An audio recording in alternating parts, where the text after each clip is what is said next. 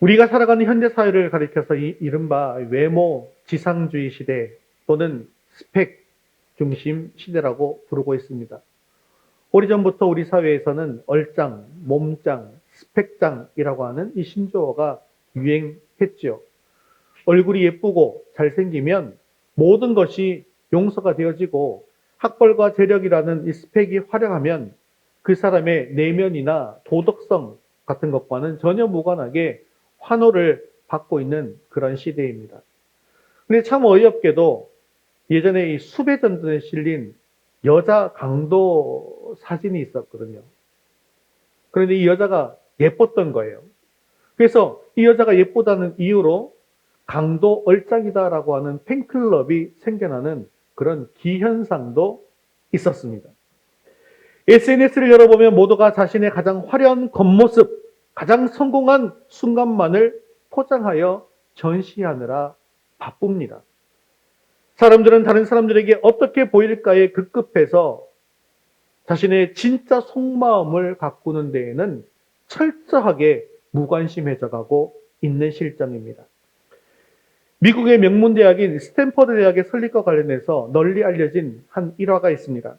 어느 날 빛바랜 허름한 옷을 입은 노부부가 생애 마지막을 앞두고 전 재산을 교육 사업에 헌신하고자 하버드 대학교 총장실을 찾아갔습니다. 그런데 정문을 지키던 수인은요, 이 사람들의 허름한 모습을 보고는 그 겉모습만 보고 무례하게 대하면서 총장과의 만남을 거절했습니다.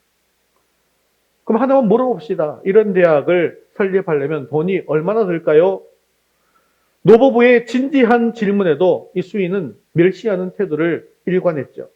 결국 마음의 상처를 입은 이 노부부는 발걸음을 돌렸고 캘리포니아로 돌아가서 자신의 전 재산을 들여서 새로운 대학을 설립하게 되는데 이 대학이 바로 서부의 하버드라고 불리는 스탠퍼드 대학입니다. 훗날 이 사실을 알게 된 하버드 대학교는 사람의 외모만을 보고 엄청난 축복의 기회를 잃어버린 것에 대해서 후회했다고 합니다. 이처럼 사람은 눈에 보이는 겉모습으로 타인을 평가하고 속단하는 치명적인 한계를 지니고 있습니다. 심리학에는 인간에게는 인정의 욕구가 있다라고 말하죠. 그런데 타인에게 칭찬받고 인정받고 싶은 본능 자체는 자연스러운 것입니다. 하지만 사람의 시선에만 얽매이다 보면 우리는 결국 과장과 위선에 빠지게 되어지죠. 그리고 그것에 일희일비하다가 나 자신이 참된 영적 정체성마저도 상실하게 되어지는 결과가 벌어지게 되더라는 것입니다. 오늘 본문인 사무엘상 16장은 사울왕의 시대가 저물고 하나님께서 예비하신 새로운 왕 다윗이 역사의 전면에 등장하게 되어지는 위대한 영적 전환점을 보여주고 있습니다. 사울은 외모가 출중하고 키가 모든 사람들보다 어깨 이만큼 더 크게 되어진 세상 기준에서 완벽한 얼짱, 몸짱, 스펙짱이었습니다. 하지만 그의 내면은 교만과 탐욕으로 부패해 있었습니다. 그리고 결국 하나님께 버림받게 된 것이죠. 반면 하나님께서 새롭게 택하신 다윗은 사람의 눈에는 전혀 띄지 않던 들판에 이름 없는 양치기 소년에 불과했습니다. 오늘 이 시간 하나님께서 다윗을 선택하신 놀라운 섭리를 통해서 세상을 살아가는 우리의 시선과 가치관이 어떻게 변화되어야 하는지를 깊이 묵상하고자 합니다. 오늘 말씀을 통해서 세상의 헛된 가치의 기준을 과감히 버리고 하나님이 가장 기뻐하시는 우리의 속사람, 즉 중심을 정결하고 아름답게 가꾸기로 결단하는 저와 여러분 되시기를 주님의 이름으로 축원합니다. 우리 첫 번째 같이 읽겠습니다. 세상의 잣대인 외모를 넘어 하나님의 시선인 중심을 바라보십시오. 자, 오늘 본문 6절을 보면 하나님의 이 명령을 받은 사무엘 선지자가 베들레헴에 있는 이새의 집을 방문하게 되어집니다. 이새 아들들이 제사를 위해서 몸을 성결하게 하고 가장 좋은 옷을 입고 사무엘 앞에 서게 되었습니다. 첫째 아들 엘리압이 들어오는 순간 영적으로 위대한 지도자였던 사무엘마저도 그의 건장하고 늠름한 외모에 한숨에 마음을 빼앗겼습니다.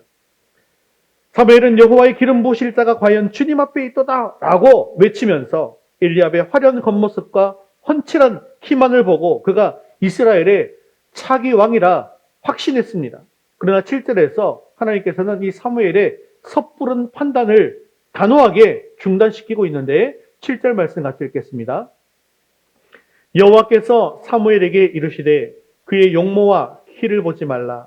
내가 이미 그를 버렸노라. 내가 보는 것은 사람과 같지 아니하니 사람은 외모를 보거니와 나 여호와는 중심을 보느니라 하시더라. 이 짧은 한 구절에는 기독교 신앙의 핵심적인 인간 이해가 담겨져 있습니다. 개혁주의 신앙은 인간이 전적으로 타락했다라고 가르치고 있죠. 그런데 우리의 타락은 단순히 이 도덕적인 죄를 짓는 것을 넘어서서 우리의 지성, 또 판단력뿐만 아니라 무언가를 가치 있다고 여기는 시선까지도 죄로 인해서 왜곡되었다는 것을 의미하고 있는 것입니다. 그래서 타락한 본성을 가진 인간은 본능적으로 눈에 보이는 피상적인 것들, 즉 학벌이나 재력이나 외모나 직업이라는 잣대로 사람의 등급을 매기게 마련이죠. 심지어 교회 안에서도요, 세상의 계급장을 그대로 반입해옵니다. 그래서 집사나 권사나 장로가 무슨 계급이나 되는 것처럼 사람을 평가하는 그런 죄를 범하기도 한다는 것이죠. 사물이 들고 온 기름 뿔병이라고 하는 것. 성경에서 말하는 기름은 무엇을 이야기하냐면요, 하나님의 거룩한 선택과 주권을 상징하는 것입니다. 이스라엘은 기름을 부음받는 직분이 세 가지가 있죠. 그 세 가지는 경우는 왕과 선지자와 제사장입니다. 그래서 이 기름을 부었다라고 하는 것은 그 왕, 선지자, 제사장에게 성령의 기름이 부어졌다. 하나님께서 선택하였다. 이런 것을 의미하는 것입니다. 그래서 사무엘이 기름 부은 자가 이스라엘의 왕이 되는 것이죠. 그런데 하나님께서는요, 세상의 기준이 담긴 그릇에 하나님의 거룩한 기름을 붓지 않는다라는 사실을 여러분 기억하셔야 합니다.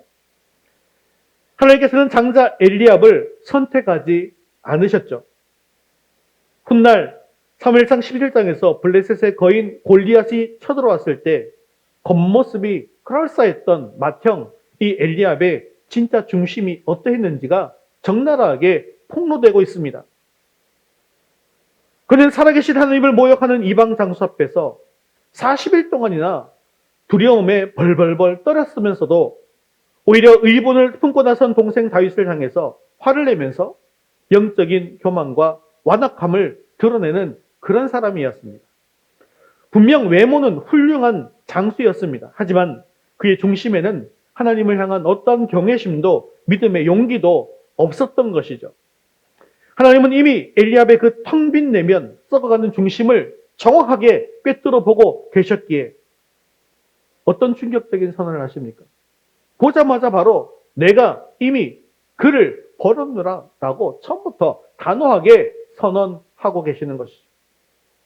사랑하는 우리 학생 청년 여러분, 혹시 세상이 요구하는 스펙에 미치지 못한다고 좌절하고 있으십니까?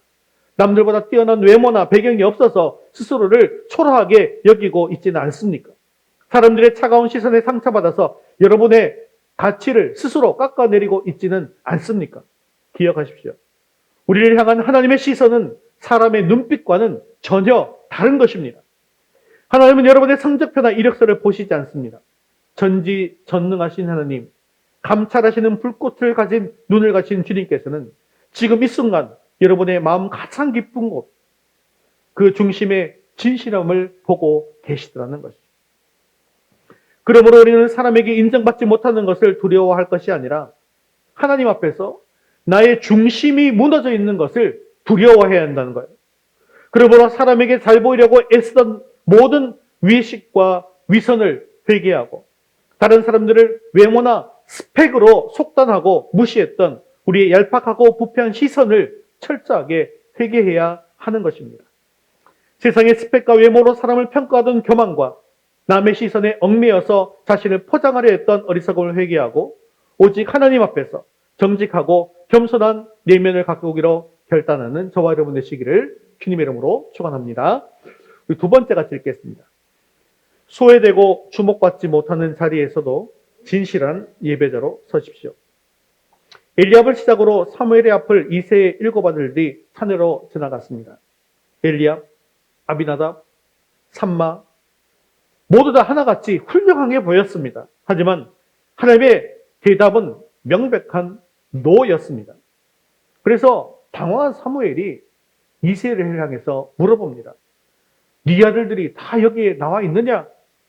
그제야 이새는 마지못해 대답하죠. 아직 막내가 남아있긴 한데요. 그는 양을 지키고 있어요. 이 짧은 대화 속에 담긴 다윗의 처지를 한번 상상해 보시기를 바랍니다. 이스라엘의 위대한 선지자가 찾아왔습니다. 온 동네 장로들이 떨면서 영접하는 국가적인 제사 자리였습니다. 형들은 모두 목욕 제기하고 가장 좋은 옷을 입고 그 영광스러운 자리에 참석하고 있습니다. 그런데 아버지인 이새조차 막내 아들 다윗의 존재를 대단치 않게 여기고 있습니다. 누군가는 들판에 남아서 양의 똥을 치우고 맹세의 위협 속에서 양떼를 지켜야 했기 때문에 가족 중에서 가장 어리고 만만한 다윗이 그 소외된 자리로 내몰리게 되었던 것이죠. 가족들에게조차 잊혀진 존재, 아무도 주목하지 않는 들판의 고독한 소년, 그것이 이스라엘의 위대한 성군 다윗의 출발점이었다는 것이죠. 그러나 다윗은요, 자신이 제사 자리에 초대받지 못했다고 해서 부모를 원망하지도 않았고 지독한 자기 연민에 빠지지도 않았습니다. 훗날 사울왕 앞에서 다윗이 고백한 이 사무엘상 17장의 고백을 한번 읽어볼까요? 같이 읽겠습니다. 다윗이 사울에게 말하되 주의 종이 다윗의 양을 지킬 때에 사자나 곰이 와서 양떼에서 새끼를 물어가면 내가 따라가서 그것을 치고 그 입에서 새끼를 건져내었고 그것이 일어나 나를 해하고자 하면 내가 그 수염을 잡고 그것을 쳐 죽였나이다. 다윗은 아무도 보지 않는 거친 들판에서 자기가 맡은 자리에서 최선을 다해서 맡겨진 일을 감당하고 있었던 것입니다. 양 한 마리를 지키기 위해서 목숨을 걸고 사자나 곰 같은 맹수와 싸웠습니다. 그 고독하고 외로운 들판이 다윗에게는 살아계신 하나님을 깊이 만날 수 있는 영적인 지성소였던 거예요. 하나님을 찬양하는 예배당이었던 것입니다. 자신에게 맡겨진 작은 일에 충성을 다하는 거룩한 삶의 예배의 현장이었던 것입니다. 여기서 우리가 반드시 기억해야 하는 사실이 있습니다. 다윗이 하나님께 인정받는 그 중심이라고 하는 것은 어느 날 갑자기 하늘에서 뚝 떨어진 것이 아니라는 것입니다. 아무도 알아주지 않는 일상 속에서 철저히 소외된 그 자리에서 땀 흘리면서 성실하게 살아간 시간들이 다윗의 중심을 빚어내고 있었던 것이죠. 형들이 화려한 옷을 입고 선지자 앞에서 자신을 뽐내고 있을 때 다윗은 흙먼지를 뒤집어 쓴 채 양을 품에 안고 하나님을 찬양하고 하나님을 노래했습니다. 그리고 하나님은 그 화려한 제단 앞이 아니라 들판에 양똥 냄새 나는 그곳을 주목하고 계셨던 것이죠. 다윗의 그 진실하고 충성스러운 마음의 중심을 보시고 온 우주의 주관자이신 하나님께서 직접 사무엘의 그 식사들을 중단시키신 것입니다. 그리고 사무엘이 그가 여기 오기까지는 우리가 식사 자리에 앉지 아니하겠노라라고 이야기하므로 하나님은 다윗을 역사의 무대 한가운데로 강력하게 부르신 것입니다. 사랑하는 성도 여러분, 때로는 우리의 삶이 들판에 홀로 남겨진 다윗과 같다고 느껴질 때가 있지 않습니까? 치열한 직장에서 남들이 알아주지 않는 굳은 일을 도맡아서 해야만 할 때, 육아와 가사노동에 지쳐서 나의 이름과 존재가 지워지는 것 같을 때, 아무리 열심히 공부해도 성적의 제자리 걸린 것 같아서 캄캄한 독서실에서 혼자 눈물 흘릴 때가 있다는 것입니다. 세상은 무대 위에서 조명을 받는 사람을 기억하지만 하나님은 보이지 않는 무대 뒤에서 이름 없는 들판에서 묵묵히 십자가를 지고 걸어가는 당신의 눈물을 기억하고 계십니다. 지금 여러분들이 서 있는 그 작고 초라한 자리가 실은 하나님께서 여러분들의 중심을 달아보시는 거룩한 테스트의 현장인 것을 기억하십시오. 작은 일에 충성하는 자에게 큰 일을 맡기시는 하나님의 원리를 기억하십시오. 사람의 인정에 일희일비하지 않고 나의 작은 일상과 숨겨진 자리에서 묵묵히 하나님을 예배하며 신실하게 살아가는 참된 예배자가 되어지기를 주님의 이름으로 축원합니다. 우리 세 번째 같이 읽겠습니다. 십자가의 은혜로 마음밭을 기경하고 성령으로 충만하십시오. 자, 그렇다면 하나님께서 이토록 기뻐하시는 마음의 중심이란 구체적으로 어떤 상태를 이야기하고 있는 것일까요? 우리가 다윗처럼 쓰임받기 위해서 갖고 할 마음은 도대체 어떤 마음이란 말입니까? 흔히 사람들은 다윗의 중심이 훌륭했다라고 이야기하면 그가 도덕적으로 완벽한 아주 결백의 상태이거나 날 때부터 성자의 인품을 가졌을 것이 아닐까라고 오해합니다. 그러나 성경은 다윗의 어두운 이면을 결코 감추어 두지 않습니다. 그가 훗날 왕이 된 후에 밧세바를 범하는 치명적인 간음죄를 저질렀죠. 그리고 그 죄를 은폐하기 위해서 충신 우리아를 잔혹하게 살인하는 죄까지 저질렀습니다. 즉 다윗 역시 아담의 타락한 본성을 이어받은 전적인 죄인이고 하나님의 은혜가 없이는 단 하루도 살 수 없는 연약한 인간에 불과했다는 것입니다. 그렇다면 하나님이 보셨다는 그 다윗의 위대한 중심의 실체는 과연 무엇일까요? 그것은 바로 상하고 통회하는 심령이고 하나님의 은혜만을 전적으로 의지하는 겸손한 마음이라는 것입니다. 다윗은 나단 선지자의 날카로운 책망을 들었을 때 왕이라는 자신의 지위와 권력을 이용해서 변명하거나 책임을 전가하지 않았습니다. 그는 곧바로 엎드려 눈물로 침상을 적시며 회개했습니다. 시편 51편에서 다윗은 이렇게 절규하고 있는데 5절, 6절, 17절 읽어보겠습니다. 내가 죄악 중에서 출생하였으며 어머니가 죄 중에서 나를 잉태하였나이다. 보소서 주께서는 중심이 진실함을 원하시오니 하나님께서 구하시는 제사는 상한 심령이라. 하나님이여 상하고 통회하는 마음을 주께서 멸시하지 아니하시리이다. 아멘. 다윗의 중심이 위대했던 이유는 그가 죄를 짓지 않아서가 아닙니다. 그가 죄악 가운데 넘어졌을 때 자신의 무능과 부패함을 철저하게 인정하고 십자가의 대속의 은총, 하나님의 긍휼하심에 전적으로 매달렸기 때문에 그가 위대한 왕이었던 것입니다. 오늘 본문 12절을 보면 마침내 들판에서 불려온 다윗이 어떠했는지가 묘사되고 있는데 같이 읽겠습니다. 이에 사람을 보내어 그를 데려오매 그의 빛이 붉고 눈이 빼어나고 얼굴이 아름답더라. 여호와께서 이르시되 이가 그니 일어나 기름을 부으라 하시는지라. 아멘. 자, 여기서 얼굴이 아름다웠다, 눈이 빼어나다 라고 이야기하니까 그러면 또 사무엘이 외모만 보고 판단한 거 아닌가 이렇게 생각할 수 있겠죠. 그런데 이것은 단순히 외모가 잘생겼다는 뜻이 아닙니다. 속사람이 겉으로 배어나오는 고결한 인상, 늘 하나님과 동행하며 그분의 임재 속에 머물렀던 자에서 그 얼굴에서 뿜어져 나오는 거룩한 영적인 생명력을 뜻하고 있는 것입니다. 내면이 텅 비어 있고 영적으로 죽어 있는 사람은 아무리 겉을 화려하게 치장해도 그 얼굴에서 평안이나 생명의 빛이 날 수가 없는 것이죠. 그리고 13절에서 사무엘이 기름을 부으면서 이 모든 역사의 절정을 선포하고 있는데 우리 13절 같이 읽겠습니다. 사무엘이 기름 뿔병을 가져다가 그의 형제 중에서 그에게 부었더니 이날 이후로 다윗이 여호와의 영에게 크게 감동되니라. 사무엘이 떠나서 라마로 가니라. 다윗이 위대한 왕으로 승리할 수 있었던 결정적인 비결은요, 다윗 자신의 능력이 아니었습니다. 바로 이날 이후로 그를 강권적으로 사로잡으신 여호와의 영, 즉 성령의 감동과 충만하심 때문이었다라는 것이죠. 성령께서 그의 연약함을 도우셨습니다. 그리고 그의 모난 성품을 다듬어 가셨습니다. 또한 사울의 칼날을 피하는 10여 년의 혹독한 광야 훈련 속에서도 그를 인내하며 견디게 해 주신 것입니다.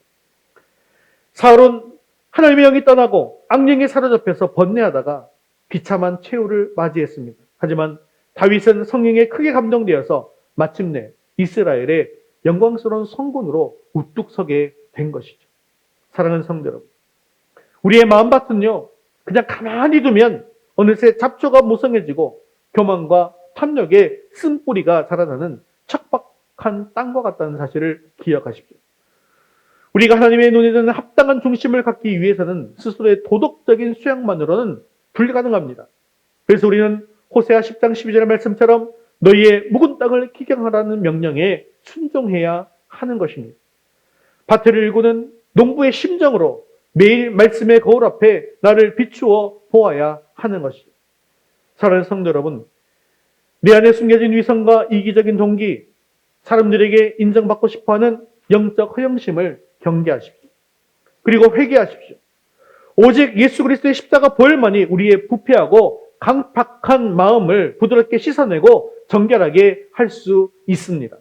십자가의 은혜로 나의 마음밭을 새롭게 기경할 때 성령 하나님께서 우리 안에 임재해 주셔서 우리를 다윗과 같이 위대한 하나님의 사람으로 빚어줄 줄로 믿습니다. 매일매일 내 안에 쓴뿌리와 영적 교만을 십자가의 보혈로 씻어내시고 오직 성령의 충만함을 강구해서 하나님의 마음의 합한 자로 온전하게 빚어지는 저와 여러분 되시기를 주님의 이름으로 축원합니다. 말씀을 맺겠습니다.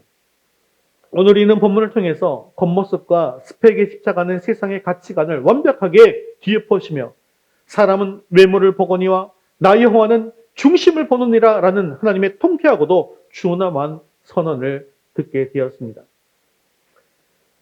미국 역사상 가장 위대한 대통령으로 평가받는 또 그렇게 존경받는 에이브라함 링컨의 일화를 우리도 잘 알고 있죠. 그는 평생 자신의 볼품없는 외모 때문에 조롱을 받았던 사람이었습니다.